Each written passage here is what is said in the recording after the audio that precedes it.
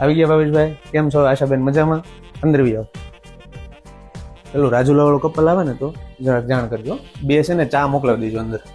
તમારે લગ્નને એટલા વર્ષ થયા છે તો ટેસ્ટ ટ્યુબ બેબી કરાવવામાં એટલું મોડું શા માટે? એમાં તમારું પોતાનું જ બાળક હોય છે, તમારા બેયના બીજમાંથી બાળક બનાવીને મૂકીએ છીએ તો મોડું શા માટે કરવું? બાળક બેન તમારા પેટમાં જ મૂકવાનું છે ને તમે જ તેને 9 મહિના ઉછેરીને જન્મ આપવાના છો, એટલે તમારું જ લોહી છે ભાઈ. બાળક રાખવા માટે બેનના એટલા બધા રિપોર્ટ કરાવ્યો તો તમારો કેમ એક પણ વાર રિપોર્ટ નથી કરાવ્યો? પછી તમે પાછા મારા બેન ને ગગડાવે રાખો, એને તો બધાયનું સાંભળવાનું, તમારી માનું સાંભળવાનું, સમાજનું સાંભળવાનું. ઈ બિચારી હોડી વચ્ચે હોપારી થાય. અત્યારે તમે જુઓ તો ખરા યુગ ક્યાં પડી ગયો. એવું થોડું જરૂરી છે કે તમારામાં ખામી ન નીકળે, તમારામાં નીકળે.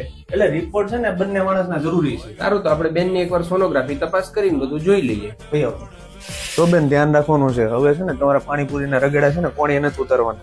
અહીંયા તમે દવા લઈને જશો ને ઘરે જઈને મંચુરિયન ઉલાડશો, એને કરતા કઠોળ ખાવ, ઘી ખાવ. જી, કેન્ડોર આઈએફ સેન્ટર મોવાથી વાત કરું છું. હા, સાહેબ હાજર જ છે. કુબેર બાગે આપણે યુનિટી ડોક્ટર હાઉસ છે ને ત્યાં પેલા મળે આવો. હા હા. તમને એમ થાય ગામ આમ કે તેમ કે, ગામના મોઢે છે ને ગરણા બાંધવા ન જવાના હોય. કઈ ગયો ને બાપા, કરાવ્યું છે ટેસ્ટ બેબી, એમાં શરમાવું હું? બાળક તમારું છે ને તમારું જ રહેશે. જો ભાવેશભાઈ, આઈવીએફ એટલે શું? સ્ત્રી બીજ અને પુરુષ બીજ લઈ કૃત્રિમ રીતે લેબ દ્વારા બાળકની ગાંઠ બનાવવામાં આવે છે, એને આપણે આઈવીએફ કહીએ. પછી છે ને ભાઈ અત્યારે બધા અંધશ્રદ્ધામાં પડે. હું એમ નથી કેતો કે તમે ભગવાનમાં ન માનો, ભગવાન સિવાય છે ને પાંદડું ન હલે, પણ અત્યારે દવા દુવા બે જરૂરી છે. રોમાં બેન પોઝિટિવ આવ્યો છે, હવે તમારો સમય છે મેણા મારવાનો. હવે એને ઘરે પેલા પેંડા મોકલજો, જેને તમને મેણા માર્યા ને એને.